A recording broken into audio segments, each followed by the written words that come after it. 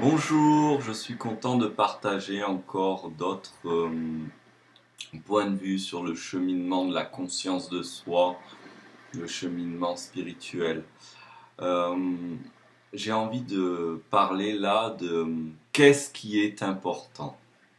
Qu'est-ce qui est important parce que quand on chemine spirituellement, trop souvent j'entends des choses, oui bon bah, maintenant la matière c'est plus important, oh bah maintenant les questionnements c'est plus important, c'est c'est le c'est l'amour, l'énergie, voilà. Eh bien moi je pense que tout est important. Tout est important parce que, hormis si on veut avoir une vie d'ermite dans la montagne, et même là encore que c'est relatif étant donné que je n'ai pas fait l'expérience d'ermitage complet de grands méditants dans la montagne isolé de tout.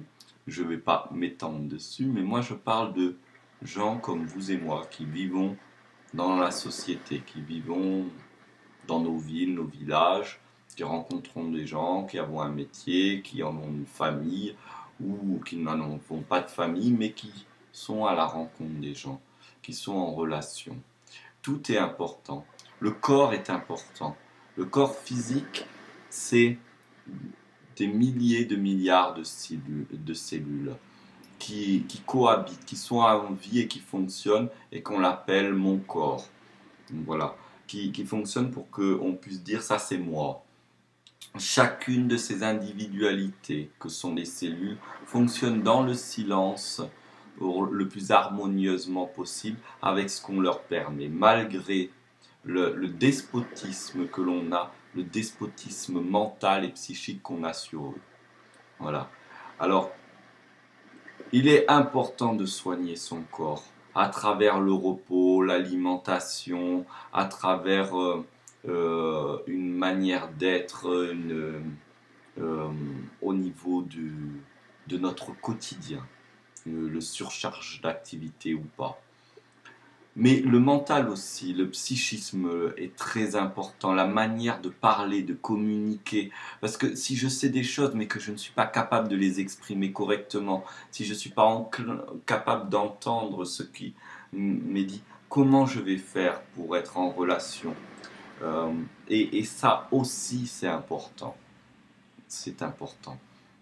Le, les concepts, même s'ils sont relatifs, nous permettent d'avoir une stabilité précaire, certes, mais une stabilité dans cette vie-là.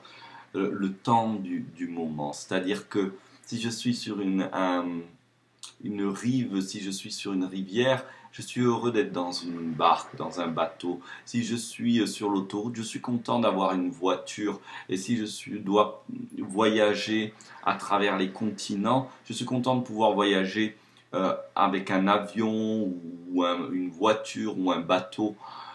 Et bien, c'est pareil, les concepts sont des véhicules. Et il est bon de pouvoir avoir ces véhicules quand c'est nécessaire. C'est sûr que quand on reste chez nous, quand on est chez nous seul ou quand on est en amitié avec des personnes et qu'on peut être dans son silence, dans l'absence même de pensée et de concepts, c'est merveilleux. Mais bien sûr, quand on remet en action notre pensée, et on doit la remettre en action. Je veux dire, si je fais une vidéo, je dois comprendre que j'allume ma vidéo, que je vais parler, comment je vais publier ça, etc. Si j'ai des retours, que je sache lire ce qu'il y a écrit, comprendre pour pouvoir répondre. Tous ces concepts sont importants de manière à communiquer ensemble et vivre ensemble. Donc, il y a autant d'importance là-dedans que dans connaître qui suis-je. Pourquoi? Parce que qui suis-je est à la fois mon corps physique et à la fois mes pensées et aussi cette dimension silencieuse et énergétique. Cette présence du vivant, de l'être vivant que nous sommes, de la vie, de la divine vie que nous sommes. Nous sommes des divines divinités. La divine divinité pour moi, ce n'est ni le corps, ni les pensées. Oui, mais cette présence-là honore et aime et les pensées et le corps. Et donc, pour ceux qui disent être dans un chemin et qui n'ont plus à faire avec les questionnements, qui n'ont plus à faire avec le corps, qui... Ok, mais vous êtes dans le déni alors de quelque chose, j'aurais tendance à dire. Si je suis dans cette attitude, c'est que je suis dans le déni de quelque chose et je ne suis pas dans l'accueil de l'unité. Alors, qu'il y ait des gens que je ne puisse pas voir, c'est une chose. J'accepte mes limites et ma responsabilité.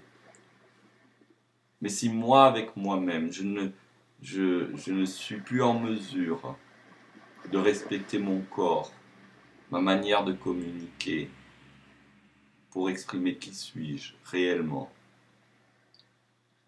je ne suis pas dans le respect de moi-même. Alors, qu'est-ce qui est important? Mais tout. Et que dois-je privilégier? Eh bien, je dois privilégier en premier ce qui me touche. Et quand je serai allé au bout de ce qui me touche, je vais aller à l'étape suivante. Je dois privilégier aussi pas seulement ce qui me touche, mais ce que je dois gérer sur le moment. Si j'ai envie d'aller pisser, je vais pas me dire oh non, cette sensation de pisser, d'aller faire pipi, c'est puéril, c'est pas moi. Je vais rester là, je ne vais pas aller aux toilettes. Bon, à un moment donné, si vous vous faites dessus, c'est votre responsabilité. Et voilà, c'est de tout ça dont j'ai envie de parler. Qu'est-ce qui est important? Tout. Qu'est-ce que je dois prendre en premier? Ce qui arrive, ce qui vient. Ça peut venir par nécessité et ça peut venir parce qu'on est touché.